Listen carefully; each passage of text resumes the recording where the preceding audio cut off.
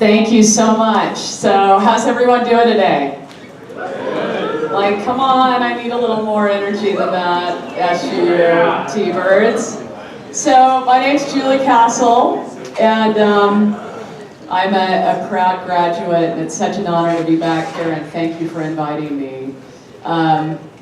So I decided to come to SUU. A bunch of friends and I actually came down together.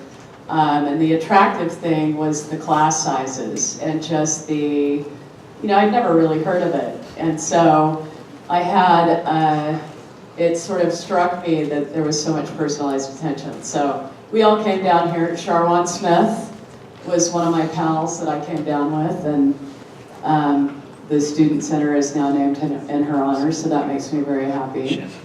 So when I got to SUU, I had the honor of transitioning the university from SUSC to SUU as student body president, which is really cool.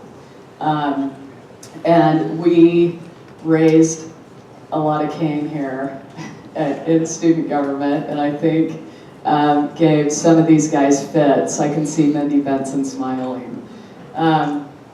So after I graduated, I had been accepted to the University of Virginia Law School. And the University of Virginia is one of the top law schools in the country. And my friends and I were on our way back from a trip from Mexico. And so, hold on.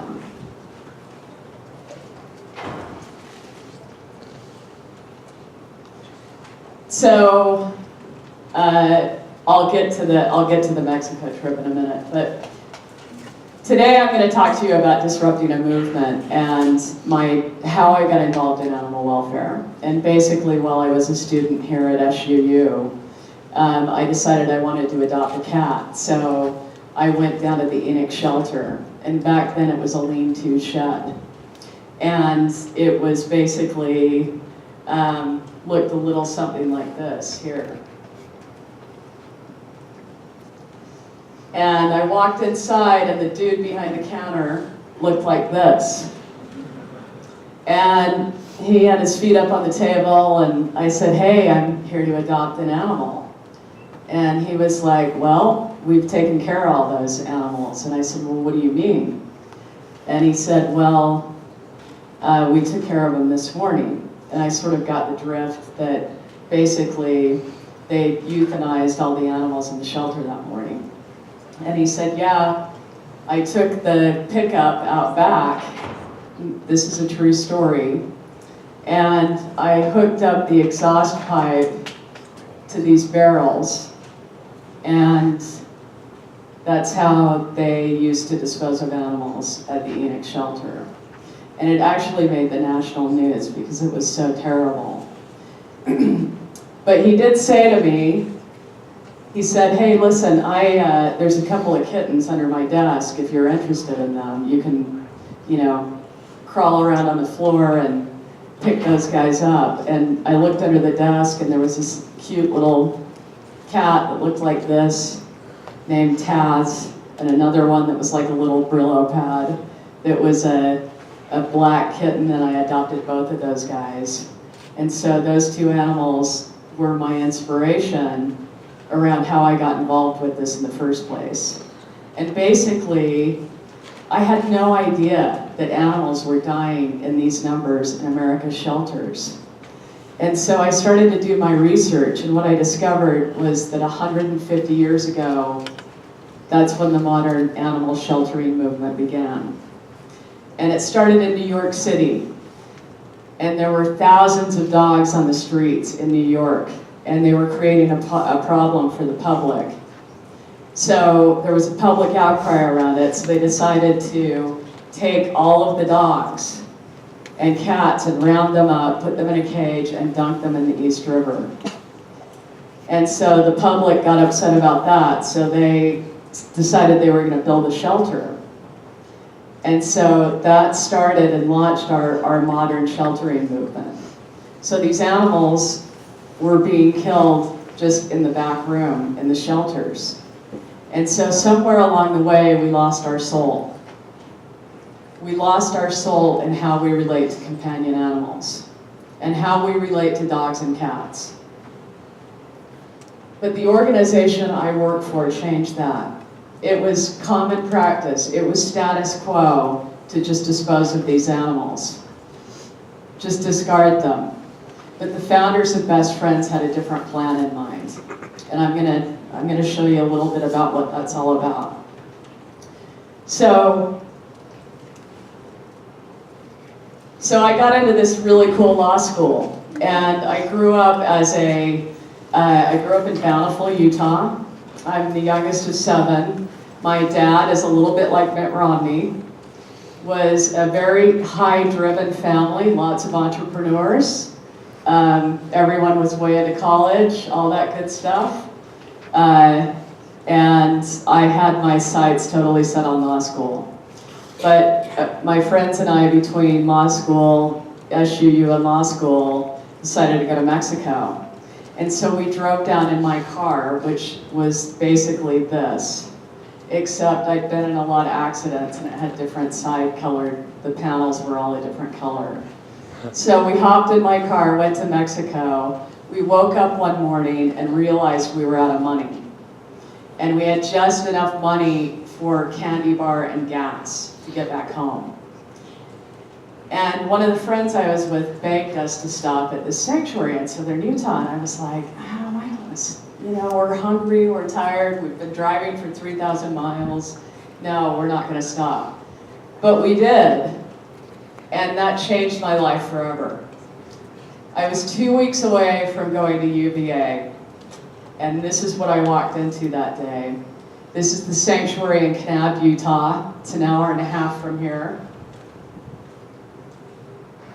And we drove in my beat up piece of crap car. And this is what I saw.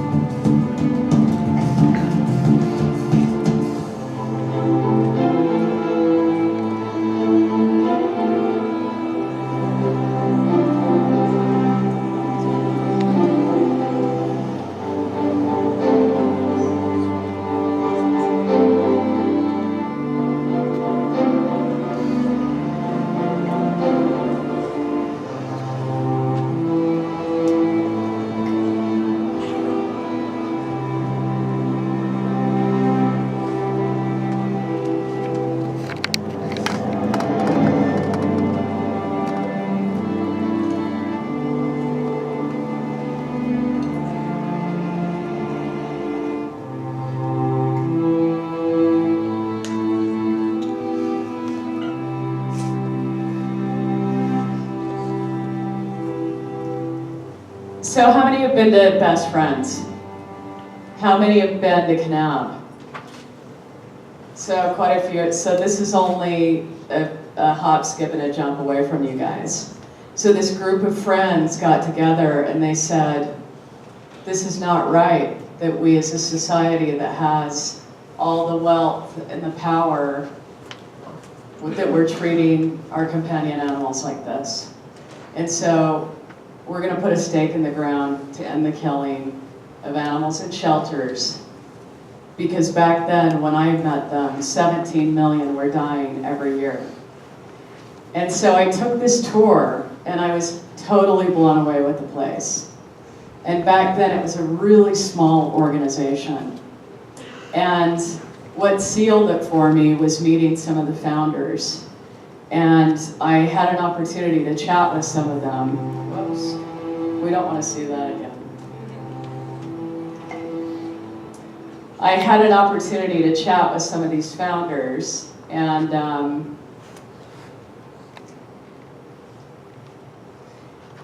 this was their ethos and philosophy.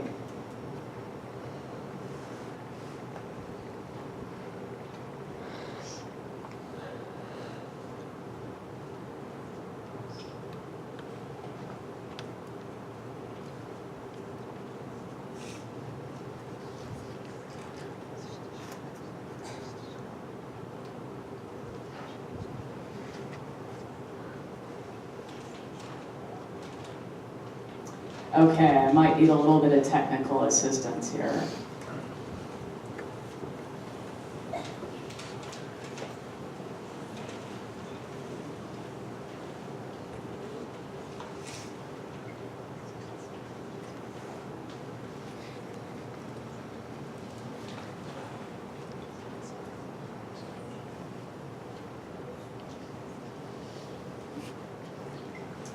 Okay, so while she's working on that, I'm going to keep going here. So basically, the founders of Best Friends, they were all, most of them were English. A lot of them were Cambridge and Oxford graduates. And they found this property in southern Utah. And it was a property that could accommodate a sanctuary for abused and abandoned animals. And what they started was called the No-Kill movement. And the no-kill movement is steeped in the ethos that every life has intrinsic value, and that we should not be killing animals. That killing animals was not an act of kindness. That it was better to talk about how to best save animals, because back in that day, the discussion was around how to best kill animals. So the founders were considered these crazy people and these oddballs in the deserts of southern Utah. And the conventional wisdom of the day was to basically chastise Best Friends and the founders for their belief system, that they were crazy, this could never happen. There were too many animals, and this was a necessary evil. But we believed that it was just plain evil. And so I started at Best Friends as employee number 17. And I called my dad and I said, hey Dad, I'm not going to law school. And you can imagine how he felt about that. He was not a happy man. And I think he felt like he needed to stage some sort of intervention. And so my entire family, all of my college friends, now remember, I had just come off being here at SUU as student body president. And I think people thought I'd gone crazy. Like, what is she doing? She's joined this weird group of people in southern Utah in the desert. And she's making, like, my first paycheck was $183. And I worked 6.5 days a week because we didn't know anything about labor law. And everyone just kind of, did whatever it took to keep the organization going. And back then, we were an $800,000 organization. So keep that in your head, because I want to talk to you about what that means today. So this is really what sealed it for me, was this.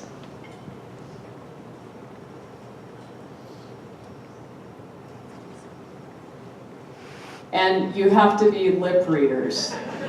So if you can read his lips, you guys get a door prize. And I'll just keep talking. So we were an $800,000 organization, and how we developed our membership base was we would sit outside grocery stores in Salt Lake and Los Angeles, and we would ask for donations and collect names. And it turns out that by doing this is how we met a lot of our membership. And this is how we met a lot of celebrities, was sitting at tables in front of grocery stores. And so that little $800,000 organization today is $130 million. It's one of the largest nonprofits in the world, right here in Kanab, Utah. And our growth has been unprecedented. And we believe that the reason that has happened is because we have such a clear mission and a North Star. And let's see if we can get this video going.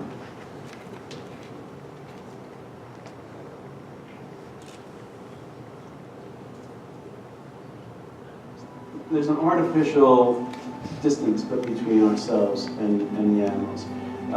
We pride ourselves and give ourselves a special place because we make all of these things and we talk and we write and all that sort of stuff. But when you get to know the animals, you see the richness of their lives, the grounding that they provide for us, the link that they give us to nature. It's not that they are distant at all. They are really right alongside us. These are our brother and sister creatures. We need to be able to connect with them. Otherwise, we lose track of who we are and what we're doing here. Arriving at this point in time has been an amazing journey. Whatever the challenge might be, however difficult a given situation might be, I can't imagine being anywhere else or doing anything else.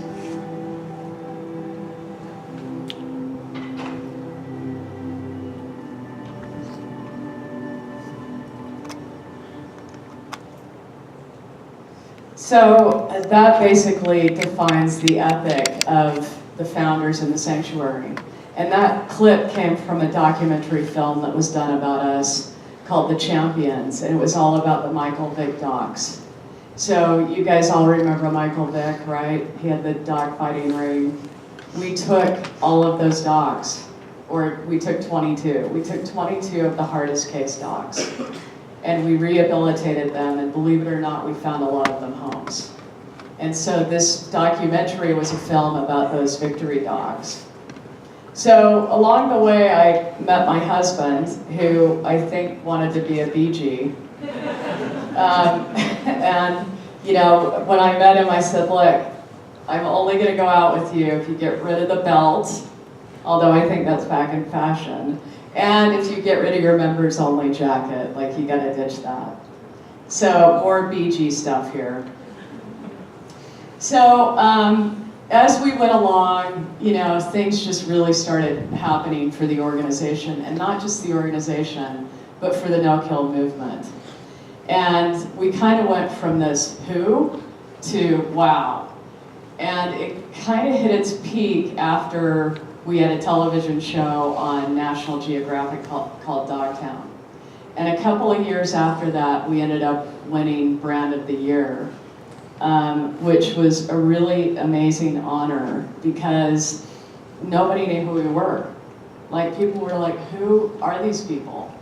And so we were the highest ranked among not just animal welfare causes, but all causes for brand equity and brand positivity and a lot of those things that are markers of a company and an ethos and an ethic that stays true to its cause and its mission and its North Star. And we didn't just win this one year, we've won it 4 years now. Top brand, nonprofit brand of the year. This little sanctuary in southern Utah. So how did we do it? How did we build this brand into this national powerhouse organization that's out to change the world, because that's what we're going to do. We did it through these qualities. We're positive, we're collaborative, and let me tell you what, animal welfare is a mean, mean world. I am not kidding you. We have hired people from corporate America. A lot of our new employees come from Coca-Cola or Ernst & Young, and without question, every one of them says, this is a really hard industry. There's a lot of infighting, there's a lot of passion. It's a lot like the environmental movement. And so early on, we said, look, we need to be the grown-ups here. Best Friends is going to be magnanimous. We're going to be positive, we're not going to backbite, we're not going to tear each other down, and we're going to be generous with our resources. And that was kind of a mind-blowing principle, that we would actively give away some of the stuff we had to help other nonprofits in our space grow. And that's really important, and I think not just for Best Friends, but for all of you. You know that saying, charity never faileth? Let me tell you what, we have had more donors give us money and more corporations sponsor us because they heard a story about how we were generous with what we had with another rescue group or shelter that was down on its luck. And we want to be inspiring. So when Best Friends started our membership, when we started going out, going to all these grocery stores and begging for money, we were collecting names. And we would go home at night back to our hotel room and we would fax these sheets of paper back to Kanab, Utah, and somebody would enter them into the word processor. I'm really dating myself, but that's what happened. And so we started building this database. And back then, not just in animal welfare, but every charity sent out really sad, negative, direct mail appeals. I call them flies in the eyes. You know those commercials with kids where they have flies in the eyes and you just want to turn the channel. Nobody wants to watch that crap. That's not how you inspire somebody to join your movement. So we changed that. We turned that on its ear. And everybody told us, all these direct mail experts said, you will never raise any money doing this. Well, guess what? We raised a bleep ton of money. And not only that, everyone is starting to do it this way. And so we've taken all of those attributes and we've rolled them into every single thing that we do. And the coolest part is we've been able to attract these incredible followers. Like they are brand ambassadors for us. They would do anything for this organization and the no-kill movement. And not only just like random people, but some really big celebrities too, like the dude that invented or helped build the Apple brand. His name's Lee Clow. He works at an ad agency in Los Angeles called TBWA Chiat Day. And we had no idea this guy was on our mailing list. And we got connected up with him and it totally changed our brand.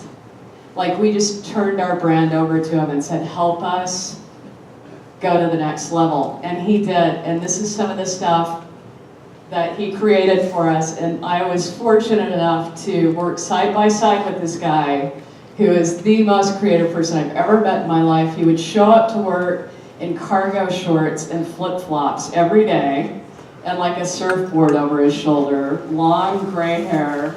And if you didn't know better, you might think he was homeless, but he's a freaking genius.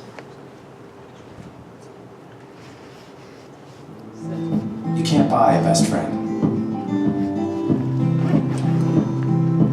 You can love them, pet them, care for them, whether they want you to or not. You can take a picture or 50. You can bring them with you wherever you go. You can jump, yell, hide and go seek, play dress up, or not. Go for a walk. Or not. You can fly to the moon, travel the world, or just stay in bed. You can't buy a best friend like that. But you can adopt one. 'Cause we're connected. We're connected. So that PSA has more areas than any PSA in the country. Year over year, like the television stations just love it, and that's what I'm talking about. Like this whole positivity and generosity has really helped grow the organization. And another one of our tenets is that in order to change something about society, you have to change the message around it. You have to change what people's belief system is. And so a big part of this for us has been marketing and communications, and a big investment in that. So if any of you are thinking about going into nonprofit management, do not short sell that. And it may feel like, oh, but you know, we should use our resources to put toward the actual work or whatever. Yes, you do need to do that too, but people need to understand who you are, and you need to market your brand. And so I'm just gonna showcase a couple of other ads that we have, and some of our PR here.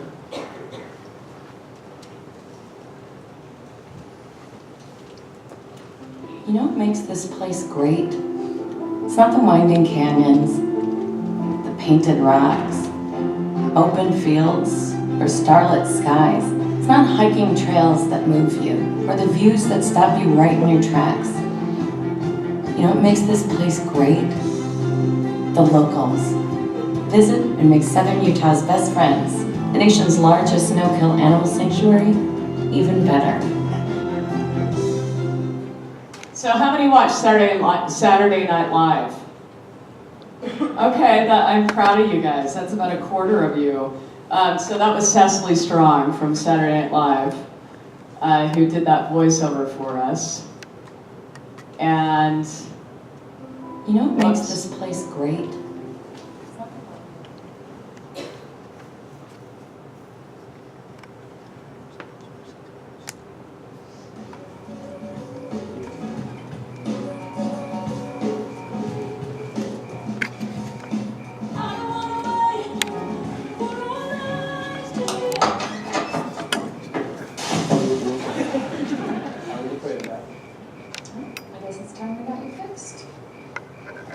It may not be this obvious when your pets start fooling around. Come on, get out of here! Accidental litters happen sooner than you think. Prevent more. Fix at month 4.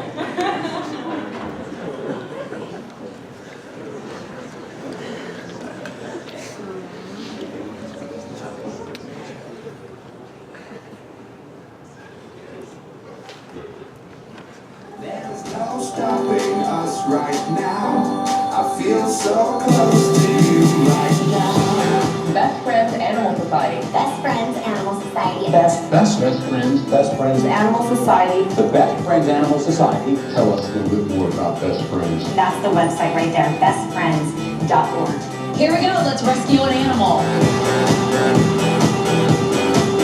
Our mission is to bring about a time of No-kill. pets. Their mission of saving animals. No-kill status. No-kill community. Create a no-kill shelter. Best Friends was recently named National Animal Welfare Nonprofit of the Year and also kicked off a massive project in LA designed to make the entire city no-kill.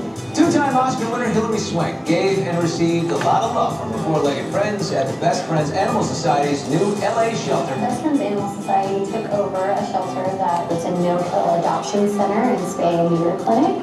Hi, I'm Emma Kenny from Showtime Shameless, and I'm so happy to be working with Silva and the rest of the team of Best Friends as we continue to save more animals' lives this year. Hey there, communications team. This is Jackson Galaxy from My Cat from Hell here on the set. I hear you had a meeting today. I'm happy with the work that you guys do. It's invaluable.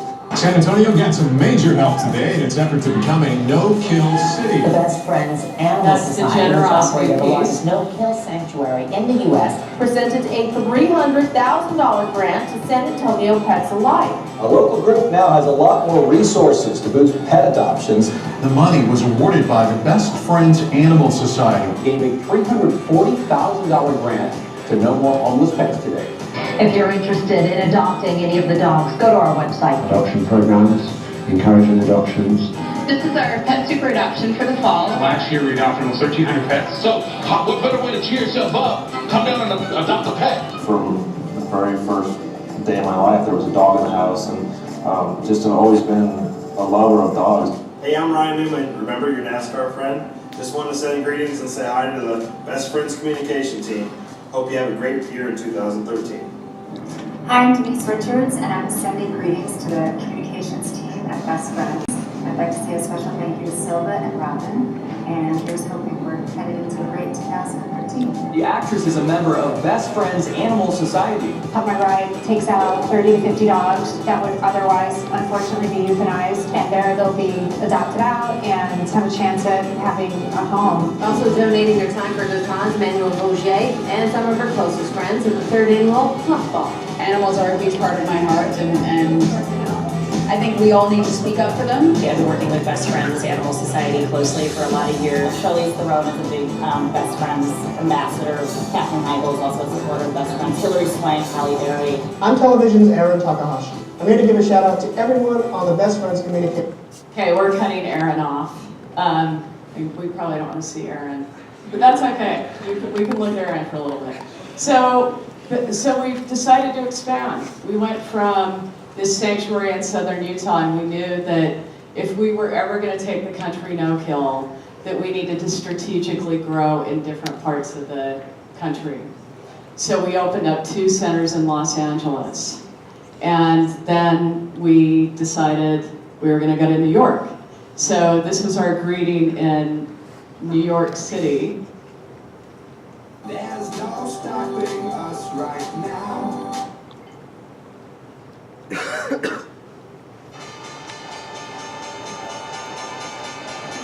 you look closely, you can see some adorable puppies in the arms of those folks today as the opening bell rang on Wall Street. Markets were looking to build on yesterday's big rally because they saw their best day of the year Wednesday. And right now, looking live from the New York Stock Exchange, another big day on Wall Street. So I think this is kind of when my dad finally said, okay, you know, I think this might be an okay gig that my daughter got into. So we've gone from Los Angeles to New York. We have a center up in Sugar House. How many are from the Salt Lake area? How many have been to our pet adoption center in Sugar House? Oh, you guys gotta go. It's right across from the soup kitchen. You know where that is. And we also have a center in Atlanta. And so we've broadened out to be able to anchor the country to get to no-kill.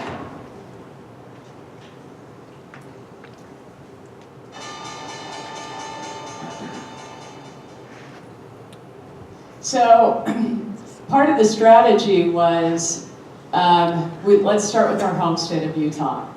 Because Utah it's where the sanctuary is based. There are 56 shelters in Utah. There are 80 plus veterinarians. There are about 26 rescue groups. And we are strong believers in building coalitions.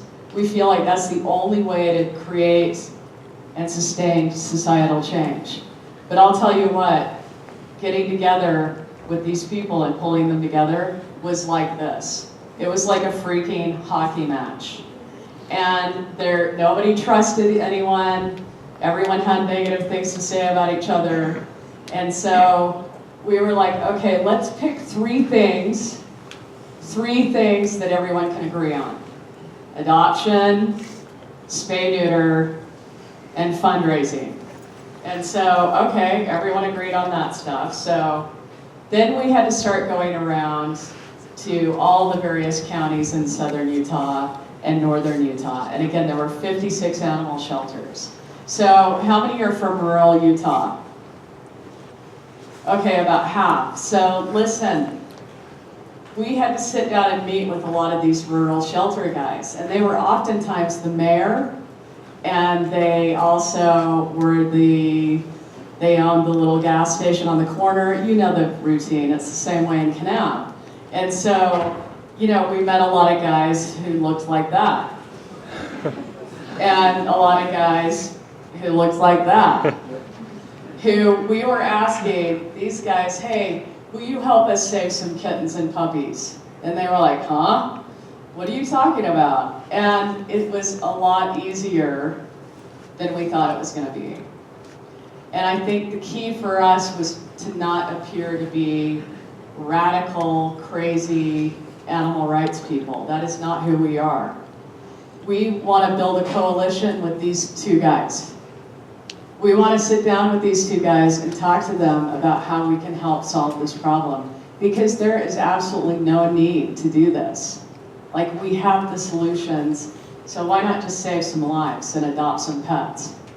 So,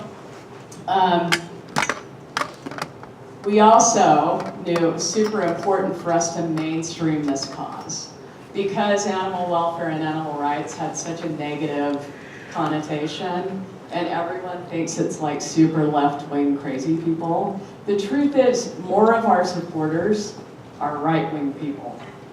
That's just the truth, because everyone loves pets. So we decided to get one of our biggest supporters and animal lovers, and actually, I'll tell you the story after you see it. I'm Senator Orrin Hatch. Our pets give us much pleasure and companionship. Yet for every pet that has a loving home, there are many who don't. These homeless pets end up in our animal shelters, causing a pet overpopulation. The real tragedy for these homeless pets is that every year Utah's animal shelters must destroy approximately 45,000 of them. But there is something that you can do to alleviate this tragedy. You can have your pet fixed. This will help reduce the number of unwanted pets and greatly reduce the number of pets that our animal shelters have to put down. So that dog was incontinent. I'm serious. And he was so great about it. Like, we hurried and made sure there weren't any accidents. So he was a really big supporter of ours. And then we also launched a lot of really fun ad campaigns. And we were super nervous about releasing this because, you know, I mean, and we thought we were going to get, like, you know, a bunch of hate mail, and people loved it. Like, we really played on this. We played on the whole spay-neuter thing. And I'm glad you guys laughed, because I was nervous about putting this slide in here. But again, the marketing and communications is a super big deal for us. So you guys heard me talk earlier about taking Utah no-kill. So Utah, like, is groundbreaking in this world, which is kind of really cool and crazy.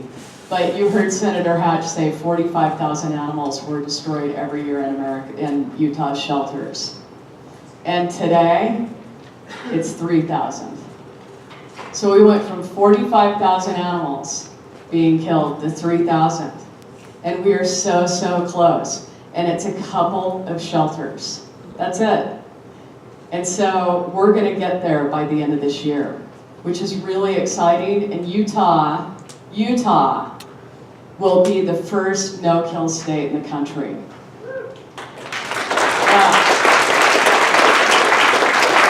So then we decided, okay, Utah is awesome. I love Utah. I'm from Utah. I went to college in Utah. Utah rocks! And the Utah Jazz rock. Yes! All right. But we also knew that people are somewhat dismissive of Utah. And so we knew if we were going to make this happen, we needed to take a really challenging community. One that people couldn't say, oh, Utah, you know, that's easy. It's not very many people and blah, blah, blah. And we were like, we're going to take this to LA. We're going to take this coalition model to LA and take LA no-kill. So guess what? The really crappy thing about this is is that just as we were talking about doing this, I was diagnosed with hyper-aggressive cancer. And so fortune would have it that I was sent to LA for treatment because it was kind of a special kind of cancer, and that's what I looked like. And so while I was getting treated at UCLA, I'm like, pedal to the metal. I may not be around in a couple of years, but I will damn be sure that I make the most of every day that I have. Because I'm not just gonna sit in my room and cry about the fact that I have cancer. And I'm gonna go out and kick some butt.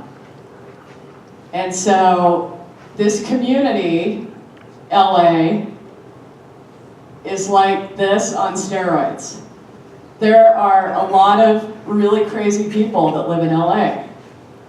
And not to mention, 25% of people, they live below the poverty line there. That's insane. Do you know what the poverty line is? It's like $14,000 a year. Like you guys live on more than that, I think, right?